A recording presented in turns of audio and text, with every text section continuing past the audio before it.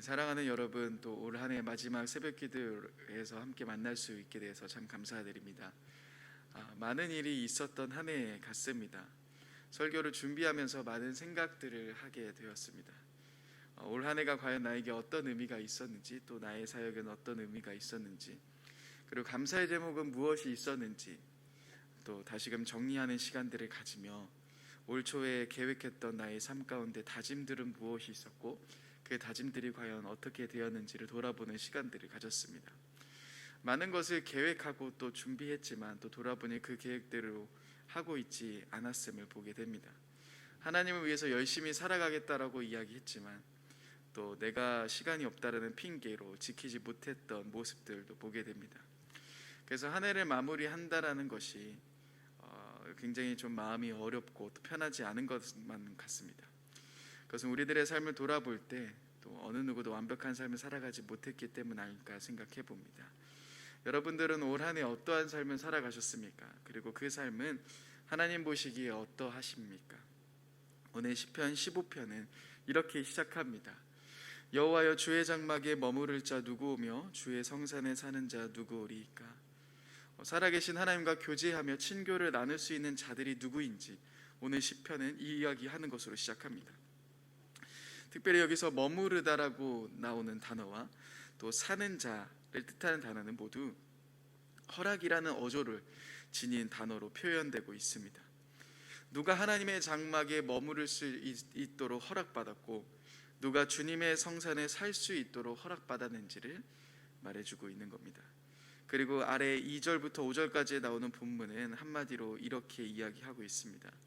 하나님과 친교를 나누며 주의 장막에 머무를 자격이 있는 사람들은, 주님의 성산에서 살 수 있는 자들은 완벽한 사람들, 완전히 의로운 자들이어야 한다라는 것을 이야기하고 있는 겁니다. 그리고 구체적으로 그 기준 첫 번째는 먼저 개인적으로 정직해야 함을 말해주고 있습니다.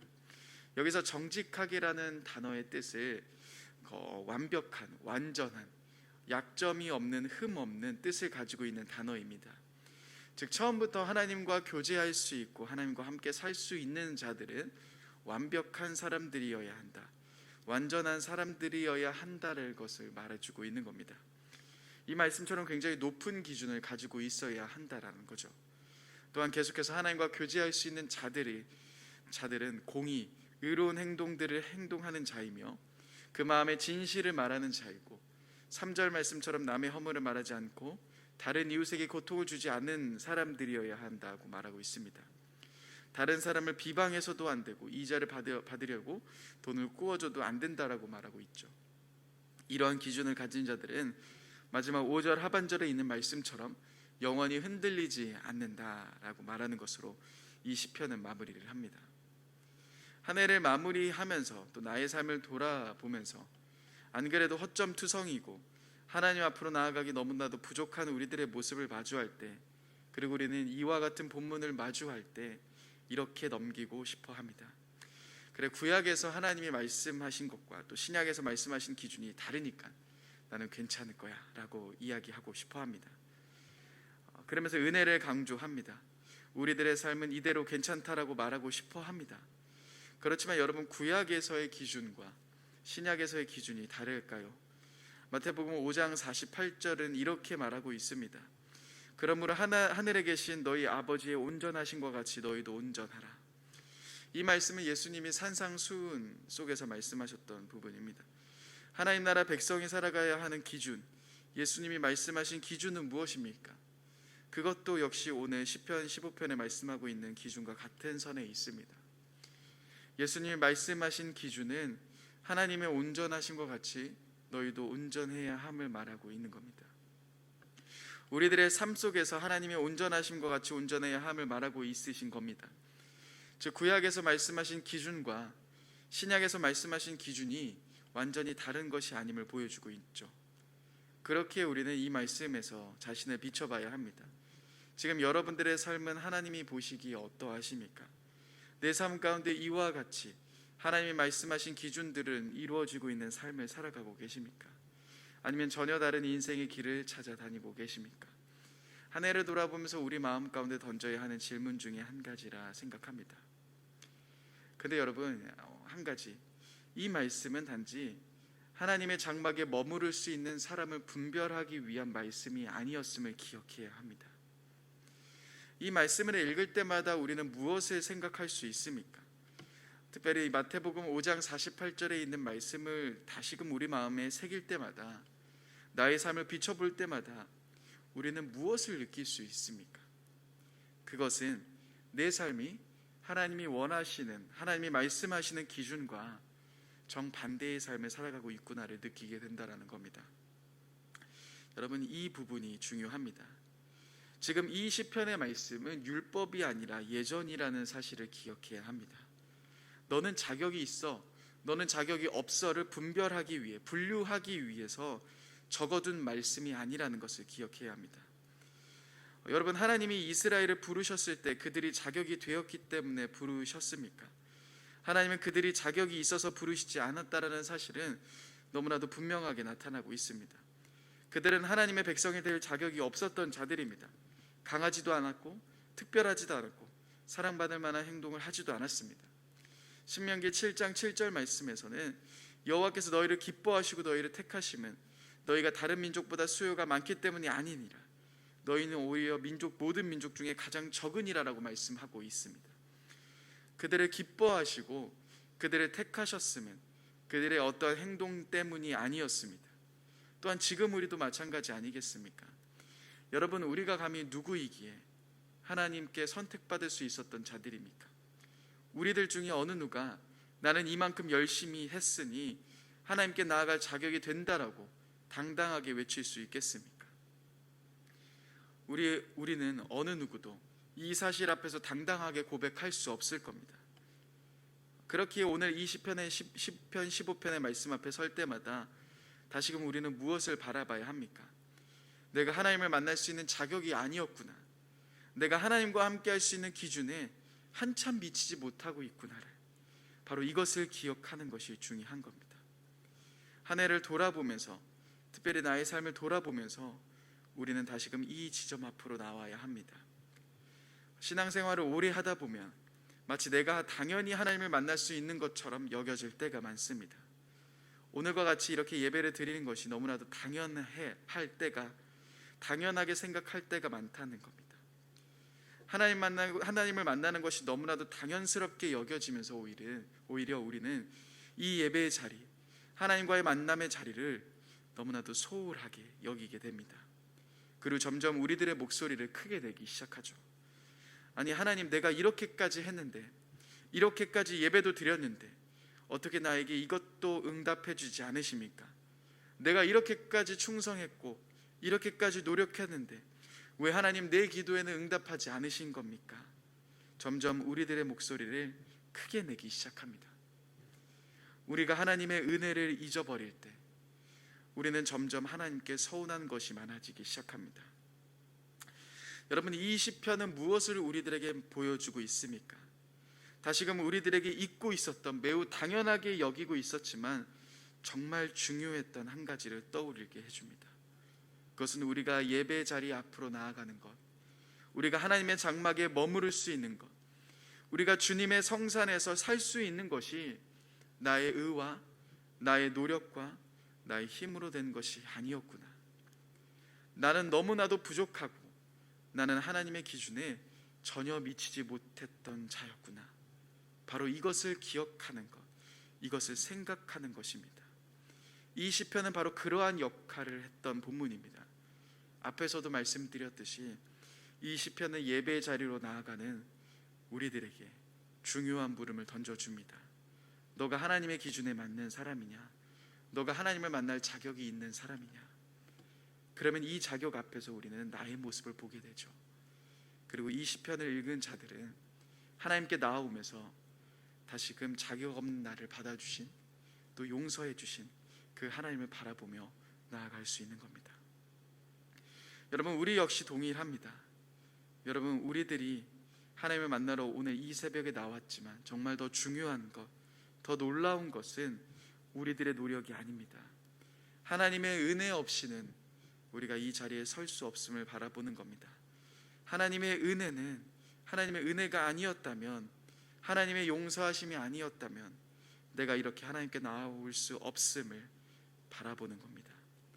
그래서 당연하게 여겼던 것에 다시금 그 안에 담긴 하나님의 은혜를 생각하며 나아가는 것, 바로 이 시편에서 우리가 발견할 수 있는 중요한 부분입니다.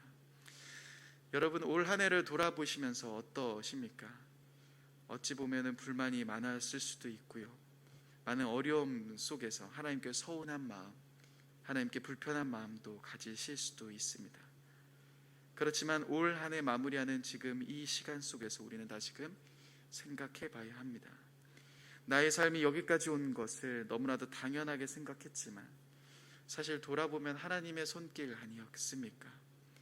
내가 나의 사업을, 내가 나의 직장을, 내가 나의 자녀를 이라고 생각하며 다 나의 열심과 노력이었다 생각했지만, 그래서 그 모든 것들이 사라져가고 있는 지금 이 시기 속에서 하나님께 왜 그러셨습니까? 원망이 나오는 시기이지만 다시금 생각해 보십시다.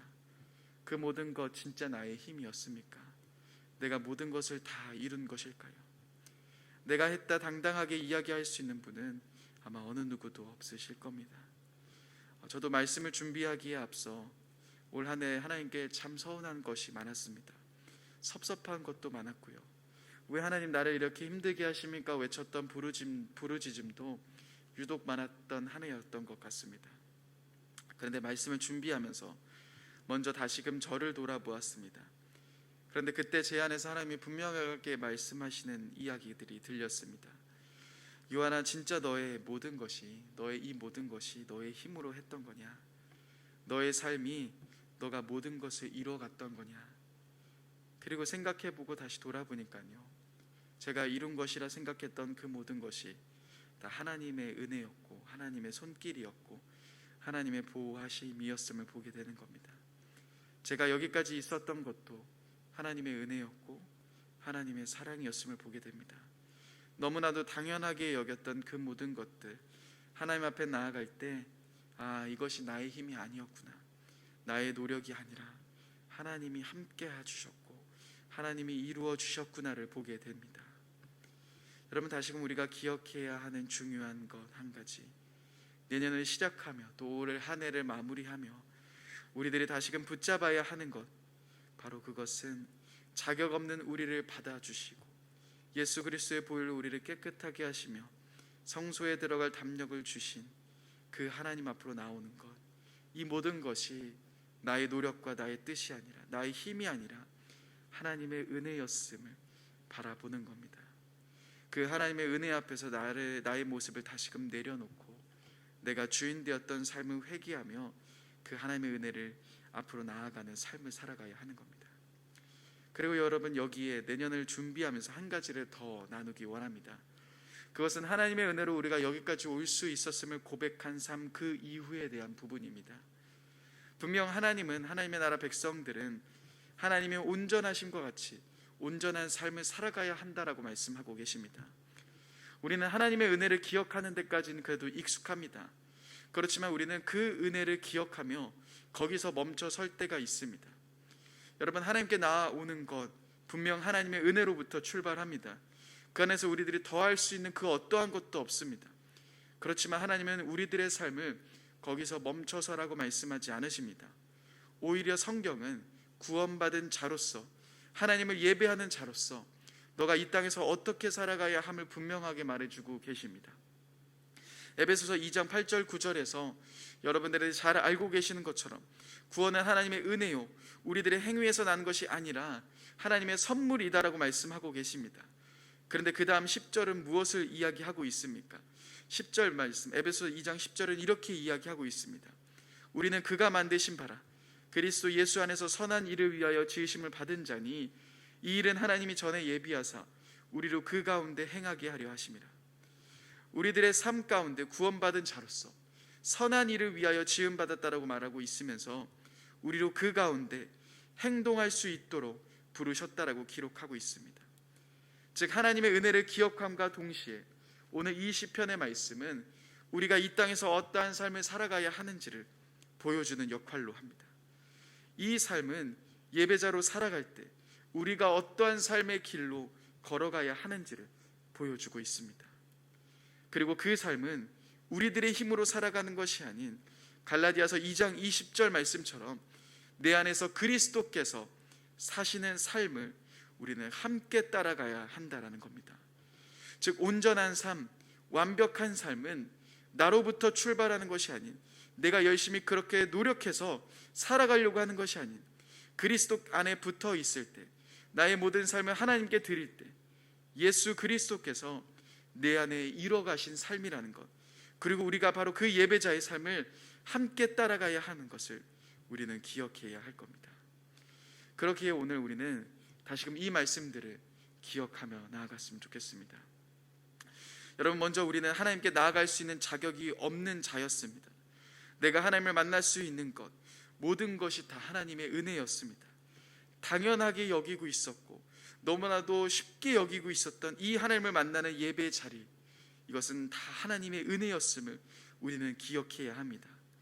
또한 나의 삶을 통해서 하나님의 선한 일들이 나타날 수 있도록 내 주위에 있는 사람들에게, 또한 모든 자리 속에서 하나님의 일하심이 나타날 수 있도록 우리는 내 모든 삶을 하나님께 드리는 삶을 살아가야 할 겁니다. 여러분, 올 한 해 마지막 날입니다. 그렇기에 우리는 올 한 해를 돌아보며 다시금 내 안에서 잃어버렸던 하나님의 은혜를 생각하며 여기까지 이끄셨던 주님 앞으로 나아오는 시간, 또한 하나님이 말씀하시는 예배자들이 걸어가야 하는 삶의 모습, 하나님의 나라를 살아가는 자들로서 우리들에게 부탁하신 삶을 살아갈 수 있도록 하나님께 내 모든 삶을 내어드리는 시간을 가져야 할 것입니다. 이러한 삶을 살아가시는 저와 여러분들이 되셨으면 좋겠습니다. 이 시간 함께 말씀을 생각하며 기도하길 원합니다.